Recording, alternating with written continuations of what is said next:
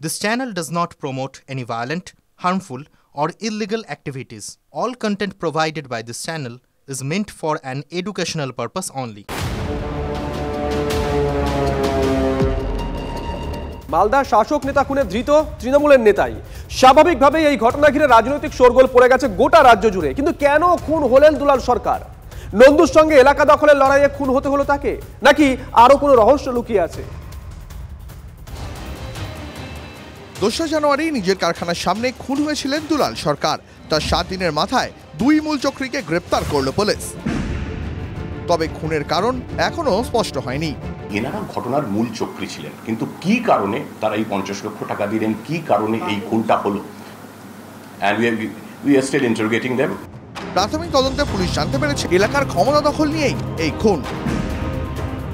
দুলাল সরকার তার ছোটবেলার বন্ধু, এমনটাই দাবি করেন নরেন্দ্রনাথ।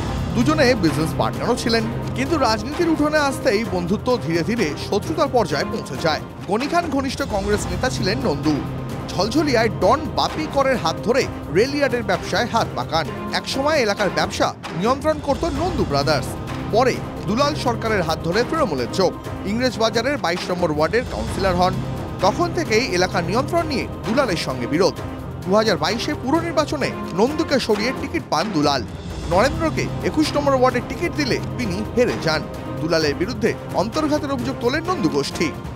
নন্দু এবং তার ভাইকে মারধর করা হয়েছিল বলে দুলাল গোষ্ঠীর বিরুদ্ধে অভিযোগ ওঠে। শুধু এই রাজনৈতিক বিবাদ নয়, সেখানে রয়েছে টাকার খেলা। সেই এলাকা মূলত সোনার খনি হয়ে উঠছিল। বিশেষ করে সেখানকার জমির দাম হু হু করে বেড়ে যাওয়া, নতুন নতুন মার্কেট কমপ্লেক্স তৈরি হয়ে যাওয়া, এই সমস্ত বিষয়কে কেন্দ্র করে সেখানে নজর পড়েছিল অনেকেরই।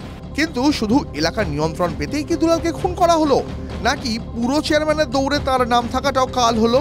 এখানেই ঘুরে ফিরে আসছে বড় মাথার প্রসঙ্গ। বড় মাথাটা কার নাম বলছে? বড় মাথাটা কে? মালদার বুকেছে? ইয়েস। শাসক নেতা খুনে নাম জড়াচ্ছে শাসক দলেরই, এমন হট টপিক বিরোধীরা ছাড়ে কিভাবে? দিন থেকে বলছে বড় মাথা আছে, বড় মাথা আছে, তার স্ত্রী বলেছে, এবং তার স্ত্রীকে ম্যানেজ করার জন্য মেয়র চলে যাচ্ছে, মন্ত্রী চলে যাচ্ছে দিদির ইশারায়। দিদি কি ধামাচাপা দিতে চেষ্টা করেছিলেন এটাও কিন্তু আমাদের জানা দরকার। একটা দলের সহসভাপতি খুন হচ্ছে, সভাপতি গ্রেপ্তার হচ্ছে, তারপরও এই দলটার একদিন ছেড়ে দিন একটা মুহূর্ত অধিকার রয়েছে আর ক্ষমতায় থাকা। এগুলো আমরা সিপিএম এর সময়ও দেখেছি। কেন একটা ঘটনাই বা ঘটবে কেন? মুখ্যমন্ত্রী যথেষ্ট বিরক্ত, উদ্বিগ্ন, পুলিশকে কড়া বার্তা দিয়েছেন। সংকটজনক এবং খুব অ্যালার্মিং।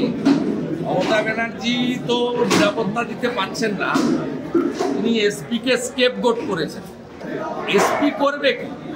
যদি নন্দু তেওয়ারি দুলাল সরকারকে মেরে থাকে, তাহলে নন্দু তেওয়ারিকে যদি আগে ধরতো তাহলে তো এসপি চাকরি যেত। রাজনৈতিক প্রতিদ্বন্দ্বী হয়তো আজ থাকতেও পারে, নাও থাকতে পারে, আমি জানি না, কারণ মালদার ইন্টারনাল পলিটিক্স তো আমি জানি না। কিন্তু তার সাথে খুনের কোনো সম্পর্ক, খুন যদি কেউ করে থাকে সেটা সব থেকে বড় অন্যায় করেছে। প্রশ্ন এখন একটাই, দুলাল খুনের মোটিভ এবং বড় মাথা রহস্য কি কোনোদিনও প্রকাশ্যে আসবে? মালদা থেকে সুব্রত ভট্টাচার্যের রিপোর্ট, TV9 বাংলা। কলকাতা এলেন, এমএলএ হোস্টেলেও গেলেন, কিন্তু তোলাবাজি মামলায় সেখান থেকে কিছুটা দূরে শেক্সপিয়ার সরণি থানায় হাজিরা দিলেন না বিধায়ক নিখিল রঞ্জন দে। 21 জানুয়ারি ফের তলব করা হয়েছে বিজেপি বিধায়ককে। পুলিশ সূত্রে খবর, জানুয়ারির 20 তারিখ পর্যন্ত সময় চাওয়ায় 21 জানুয়ারি আসতে বলা হয়েছে বিধায়ককে। এই নিয়ে বিধায়ককে তৃতীয়বার তলব করল শেক্সপিয়ার থানা। আর এরই মধ্যে বিধায়ক আবাসে যাতায়াত নিয়ে বেশ কিছু কড়া সিদ্ধান্ত নিয়েছে বিধানসভা কর্তৃপক্ষ। আমাকে যখন নোটিশ পাঠানো হয়েছিল, আমি তখনই ইনভেস্টিগেশন যে অফিসার তাকে আমি জানিয়েছিলাম যে আমি 7 তারিখের পরে যেতে পারবো। গতকালকে রাত্রিবেলা যখন আমি ট্রেনে আসছিলাম, তখন ওনার সাথে আমার কথা হয়েছে যে আমি আজকে 2টোর পরে ওখানে গিয়ে থানায় দেখা করবো এবং কথা বলবো। সকালে বললেন শেক্সপিয়ার সরণি থানায় হাজিরা দেবেন। বেলা গড়ালেও থানামুখো হতে দেখা গেল না কোচবিহার দক্ষিণের বিজেপি বিধায়ক নিখিল রঞ্জন দেকে। অভিষেক বন্দ্যোপাধ্যায়ের নাম করে তোলাবাজির অভিযোগে সম্প্রতি এমএলএ হোস্টেল থেকে 3 জনকে গ্রেপ্তার করে শেক্সপিয়ার থানার পুলিশ। পুলিশ সূত্রে খবর, ধৃতরা যে ঘরে ছিলেন তা বিজেপি বিধায়কের নামে বুক করা। সেই কারণেই উত্তরবঙ্গের ওই বিজেপি বিধায়ককে তলব করে পুলিশ। প্রথমবার সময় চাওয়ার পর এদিন দ্বিতীয়বার তাকে ডাকা হয়। বিরোধী দলনেতা শুভেন্দু অধিকারীর পরামর্শে থানায় যাওয়ার কথা বলেন বিজেপি বিধায়ক, কিন্তু তারপরও পিছু হটলেন। সূত্রের খবর, ফের সময় চেয়েছেন নিখিল রঞ্জন। আর জ্ঞান তো এরকম মনে পড়ে না কাউকে আমি দিয়েছি বলে। দ্বিতীয় বিষয় হচ্ছে যে আমরা এমএলএ হোস্টেলের যে আমার রুমের চাবি, সেটা আমার এখানেই রিসেপশনেই থাকে। আর আমাদের ঘরের মধ্যে এরকম প্যাড ফ্যাড অনেক পড়েই থাকে, শৈশবুত করা প্যাড। বিভিন্ন সময় বিভিন্ন কাজে বিভিন্ন লোক আসে তাদের দরকারে। কার কাছ থেকে কোথায় কিভাবে হয়েছে সেটা আমার পক্ষে বলা সম্ভব নয়। এই প্রেক্ষাপটে বিধায়ক আবাসে ঢোকা নিয়ে শুরু হয়েছে কড়াকড়ি। বিধানসভার নির্দেশিকায় বলা হয়েছে, অপরিচিত কাউকে ঢুকতে দেওয়া হবে না এমএলএ হোস্টেলে।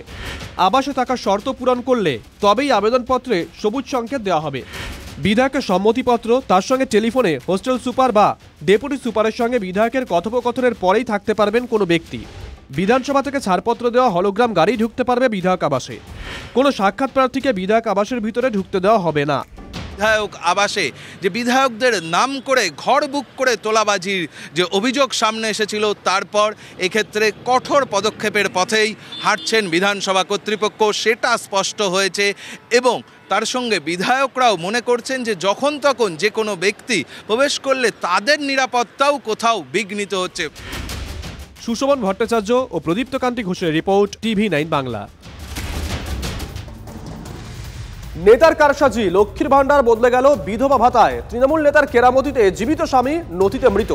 শাসক নেতার কারসাজিতে লক্ষ্মীর ভান্ডারের আবেদন করেও মিলল বিধবা ভাতা। স্বামী এখনো বেঁচে, কিভাবে ডেথ সার্টিফিকেট ইস্যু?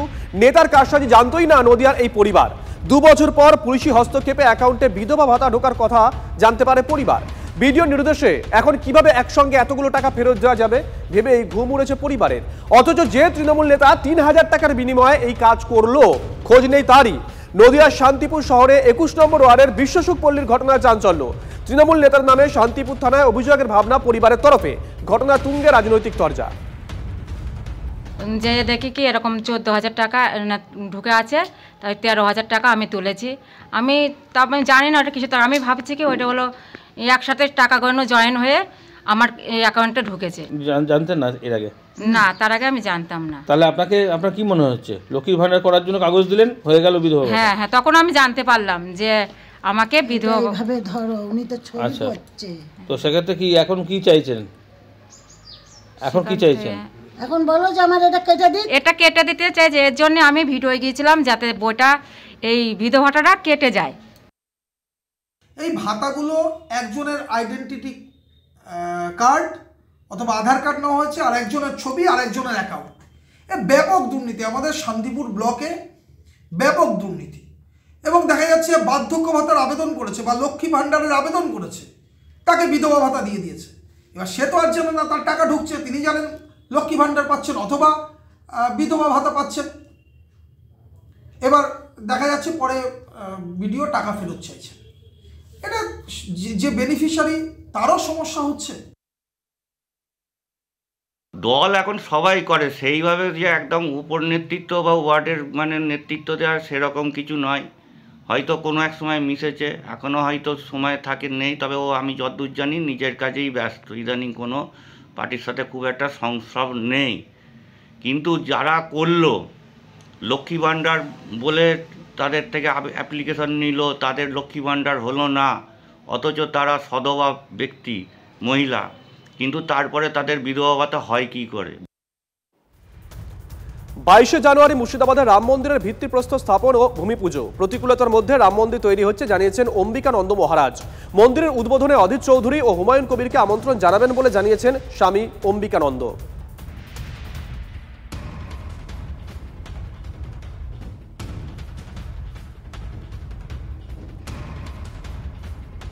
প্রতিকূল পরিস্থিতির মধ্যে দিয়ে রাম মন্দির তৈরি হচ্ছে।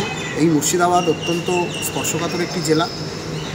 আমরা কোনো রকম জাতি, ধর্ম, বর্ণ নির্বিশেষে সর্বস্তরের মানুষকে আমরা চেয়েছি আমাদের এই রাম মন্দিরের কাজে এগিয়ে আসার জন্য। আমরা সর্বস্তরের মানুষকে বলেছি যে আপনারা সকলে এগিয়ে আসুন, আপনাদের সকলের অর্থ সাহায্য, আপনাদের সকলের ঐকান্তিক প্রচেষ্টাকে শিরোধার্য করে আমরা এগিয়ে যাব। আর আগামী 22শে জানুয়ারি আপনাদেরকে বলি, আগামী 22শে জানুয়ারি এই রাম মন্দিরের প্রথম ভূমি পূজন এবং ভিত্তিপ্রস্তর স্থাপন হচ্ছে। আমরা 22শে জানুয়ারি 2025-এর যে সূর্যোদয়, সেই সূর্যোদয় এক নতুন সূর্যোদয় হতে চলেছে। প্রবল ভিড়ে তিরুপতি মন্দিরে বিপর্যয়, পদপিষ্ট হয়ে 4 জনের মৃত্যু, বড় খবর। আহত কমপক্ষে 20 জন, বেশ কয়েকজন গুরুতর আহত হয়েছেন। টিকিট কাউন্টারে হুড়োহুড়ি শুরু হয়, তাতেই ঘটে এই দুর্ঘটনা। বড় খবর এই মুহূর্তের, প্রবল ভিড়ে তিরুপতি মন্দিরে বিপর্যয়, পদপিষ্ট হয়ে 4 জনের মৃত্যু হয়েছে, আহত কমপক্ষে 20 জন, বেশ কয়েকজন গুরুতর আহত। টিকিট কাউন্টারে হুড়োহুড়ি শুরু হয়, তখনই ঘটে এই দুর্ঘটনা।